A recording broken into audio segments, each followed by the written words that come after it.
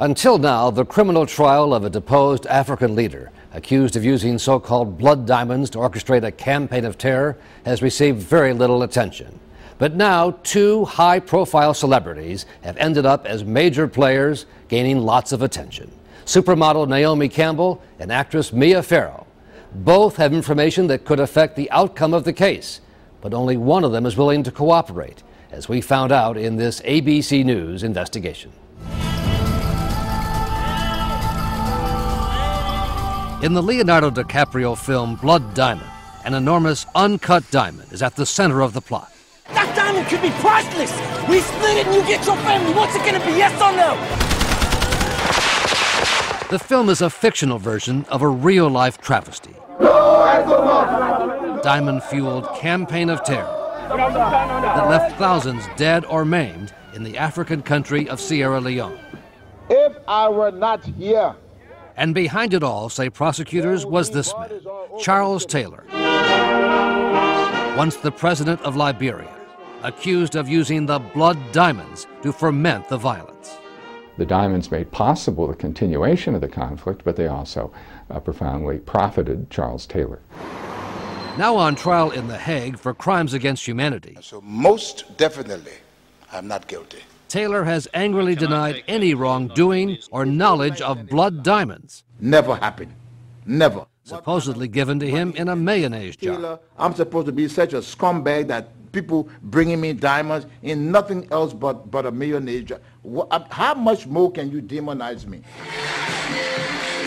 But in a bizarre twist, prosecutors have alleged that the fashion model Naomi Campbell can directly tie Taylor to the blood diamonds, based on what one of Campbell's famous friends has told them.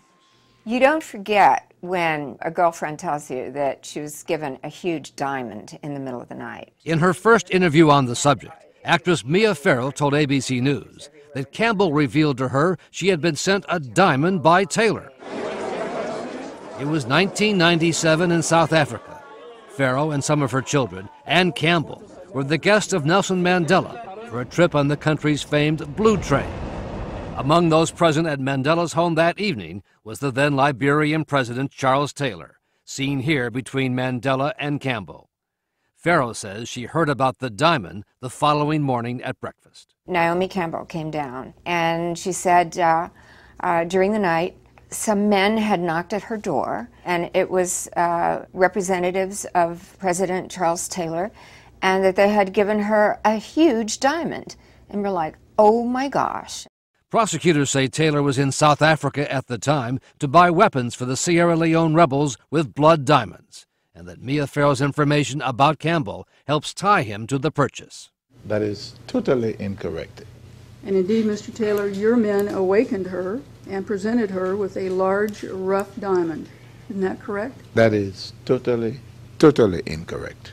And Mr. Taylor, that diamond that you sent to Naomi Campbell was one of the diamonds that you had been given by the junta in Sierra Leone. Isn't that correct? Total nonsense.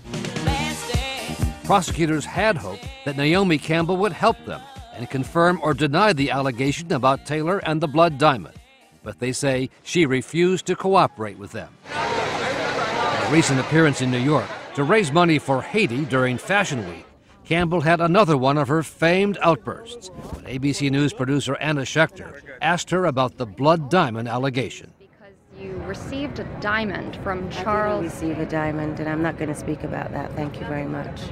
And I'm not here for that. Did you have dinner, though, with Charles Taylor? I had dinner with Nelson Mandela. Thank you very much. And did his men bring you a diamond? A diamond in the rough, sort of a large diamond? No, we're not answering these questions. Well, we've been told that you didn't help the prosecution sort of in this very important case. Sorry. Thank you so much. Sorry. Goodbye. Sorry. Let's get up. She then took a swing at one of our cameras. Told of Campbell's denial, Mia Farrow said she stands by her version of events. That's what happened. That's what happened, and there's no doubt in my mind. All I thought was, gosh, what an amazing life Naomi Campbell has. Probably lots of men are always giving her huge diamonds. And she said she was going to give it to Nelson Mandela's children's charities. And I thought no more about it. The director of donor relations for the Nelson Mandela Children's Fund told ABC News there was no record Naomi Campbell gave the charity a diamond. She did make cash contributions of $50,000 that year and the year after, according to their records. The scars of what happened in Sierra Leone have not healed. And the case against Charles Taylor is being closely watched here. Hussein Kante first had his left hand chopped off by the rebels. So it's not anything. When they threatened to chop off his son's hand, he offered up his right hand, which they then chopped off. So the civilian raised the axe and hacked once. Kante is one of some 50 victims who flew to The Hague to confront and testify against Taylor. And I said yes, and they said, put it. And I placed my right hand, and they hacked it twice. With so much at stake, Mia Farrow says she cannot understand why her friend Naomi Campbell won't tell the court what she knows about Charles Taylor and the alleged blood diamonds. Absolutely. Step up and do your part. But I'm eager to see the people of Liberia and Sierra Leone see justice. They need that.